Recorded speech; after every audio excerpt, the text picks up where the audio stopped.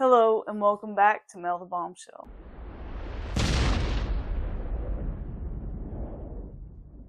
If you are like me and have a digital edition PlayStation 5 Slim console, whether it's the white one or one with different faceplates such as this gorgeous 30th Anniversary Edition PlayStation 5 Slim, and you want to add a disk drive to your console, then you've come to the right place. Because today I'm going to be taking you through the step-by-step process of how to install a disk drive on your digital edition PlayStation 5 console. The disk drive in the box here does include a white faceplate, so if you do have a white console, you will have to switch that faceplate out. However, if you have bought faceplates or you have the special edition console, it should have come with the disk drive version that matches the console or the look that you have.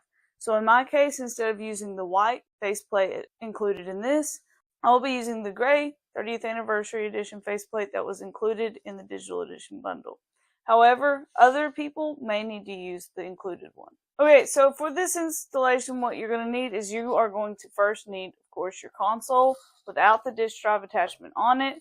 Then you will need the disk drive attachment, and in some cases, if you have a special edition console, you will need to have the matching faceplate for your PlayStation 5, unless you want to do like a mix and match look and want the white there. Maybe you're doing black and white or something. But if not, you will need the matching console cover for that disk drive. First up, what we're going to do is unbox and take out our disk drive from the packaging. So here is the disk drive. Let's go ahead and open it.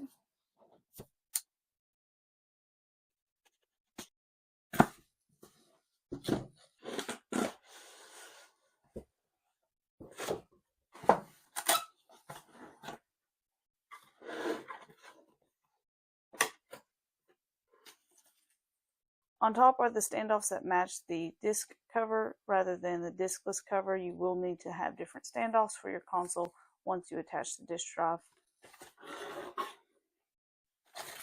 Next up, we have the included faceplate. Like I said, this one is the white edition faceplate, and if we compare it to the 30th anniversary one, you can see there's a difference not only in some of the markings, but the color as well, but otherwise they are the same mold and shape. So if you wanted to mix and match, you could. And then finally, we have the disk drive itself. This, of course, isn't as pretty as the cover would make it pretty, but this is what we will be installing into our console. Okay, so for this install, I did grab a mat to just make sure that I protect everything about the console and the special edition and all that. So I'm going to set that mat down so our background will be a little bit weird, but at least the console will be safe and protected. If you have a mat available, like a desk mat or even a blanket, I would really suggest that you put that down before messing with your console, working on it, or taking it apart, as it'll just keep any unnecessary scratches or damages happening to your console. Now that we have our mat down, got my console here, we're going to move on to step number 1 of this, which is, of course, to have your console completely turned off and unplugged, and as you can see, this console is.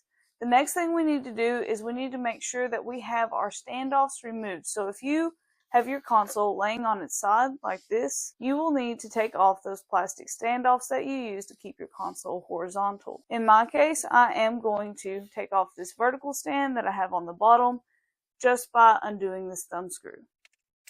Now that the standoffs or the vertical stand has been removed from the console, we need to rotate our console in a specific way to make sure our installation goes as easy as possible. This is the way recommended by Sony, as shown here. So what we are going to do is we are going to have the front side of the console, aka the side where you plug a USB or USB-C cable in. We're going to take the front side, that side, and make it face toward us. Now we need to make sure that the top side of the console is laying either on the table or surface that we are using for this installation. If you aren't sure which is top side or bottom side, the top side is the side with the PlayStation logo in the corner. So whether you have a white console or any other color console, just look for the PlayStation logo that is indented into the console and put that side down toward the table. So now I have it in the orientation that Sony recommends. The front side of the console with the USB plugs is facing me, and the top side of the console with that PlayStation logo is facing the table. Now we can go ahead and remove the side panel to begin our installation fully. What you're going to do to take this plate off is you're going to kind of pull towards you and lift upwards at the same time. I'm using my hands here, and I'm going to kind of go in a towards me and upwards direction until I hear a click. Okay, I got one clip, so that is part of it. Keep on lifting. It's nerve-wracking. Okay, I got all the clips undone, and as you can tell, they are perfectly fine still on this plate, which this plate also has the 30 in it. Pretty nice. So I'm going to move this digital cover away and show you what the inside of the console looks like. This is where we are going to put our disk drive. So I've got my disk drive right here, and we are going to insert it into its spot. The thing that you need to pay attention to on the console itself are these two areas right here with the arrows next to them. These two indentation or holes in the console are where you are going to line up the 2 feet or 2 clips that are on the disk drive itself to make sure it's secured into the console correctly. So I'm going to line up these 2 feet with those holes.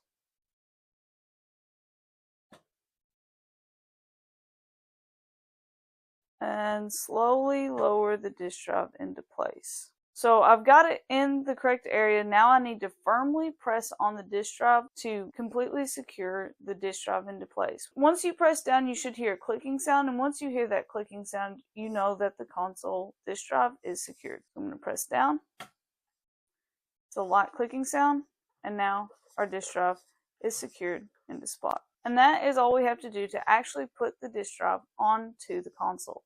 Now the final step of this is to put on our new faceplate. So as you can tell, this is the digital edition faceplate, and it of course does not cover the console completely or correctly whatsoever.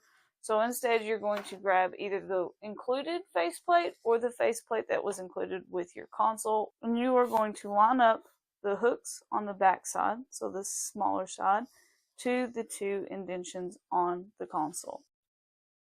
And it should be pretty visually easy to tell. So here we see exactly how that goes. Get that on there. And one way to know that you have it lined up correctly is you should see a small gap between the top plate and the bottom plate of your faceplate. And it should kind of feel like it fits. You would know it's not if it feels wobbly and loose, but if you feel around a little bit, you can easily get it lined up and press. Now with the click over, our console faceplate has been installed. So now we've got all of it put together, and this is what the front of the console will look like at this point. So it's a little bit wider at the bottom to make it to where we can actually use disc. The final step that you will need to do if you have a vertical stand is you need to reattach the vertical stand, or if you have the horizontal stands, you probably want to go ahead and install those as well so that you can put your console back in its original position. So here's my console, here's my vertical stand. I'm going to make sure I line the stand back up to meet that hole so I can put the screw in correctly. Lined up, attached, and now I'm just going to secure the thumb screw.